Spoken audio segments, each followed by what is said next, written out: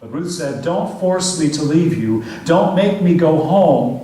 Where you go, I will go, and where you live, I will live. Your people will now be my people, and your God is my God. Where you die, I will die, and that's where I'll be buried. So help me, God. Not even death itself is going to come between us." When Naomi saw that Ruth had her heart set on going with her, she gave in. And so the two of them traveled together on to Bethlehem. When they arrived in Bethlehem, the whole town was buzzing. Is this really Naomi? And after all of this time? But she said, "Don't call me Naomi anymore. Call me bitter.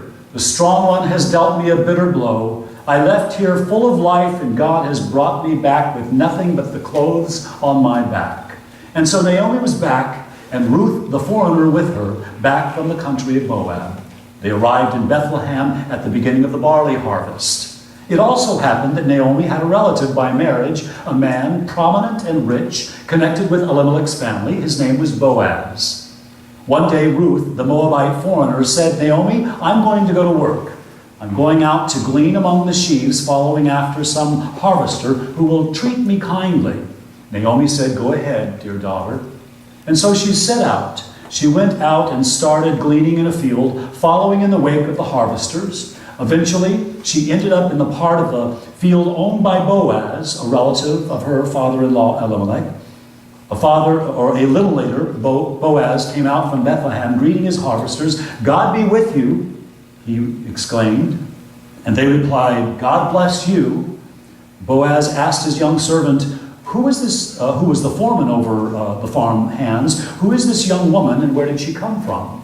The foreman said, "Why, that's the Moabite girl, the one who came with Naomi from the country of Moab. She asked permission, 'Let me glean.'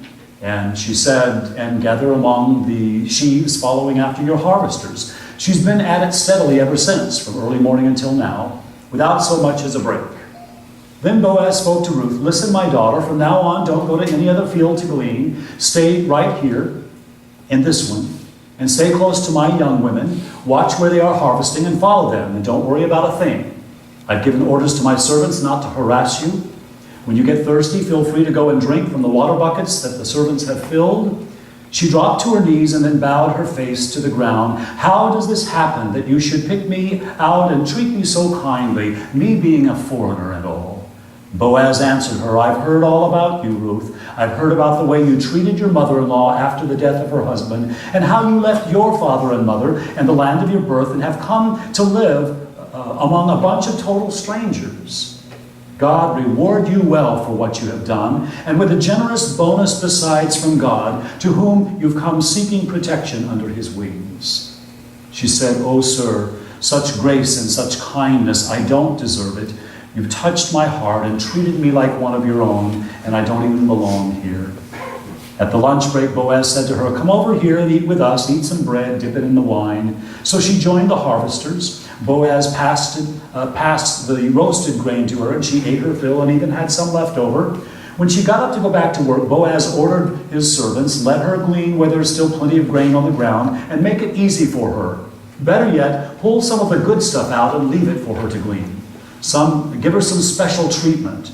Ruth gleaned in the field until evening, when she threshed out what she had gathered, and she ended up with nearly a sack full of barley. She gathered up her gleanings, went back to town, and showed her mother-in-law, Naomi, the results of her day's work, and she also gave her the leftovers from lunch.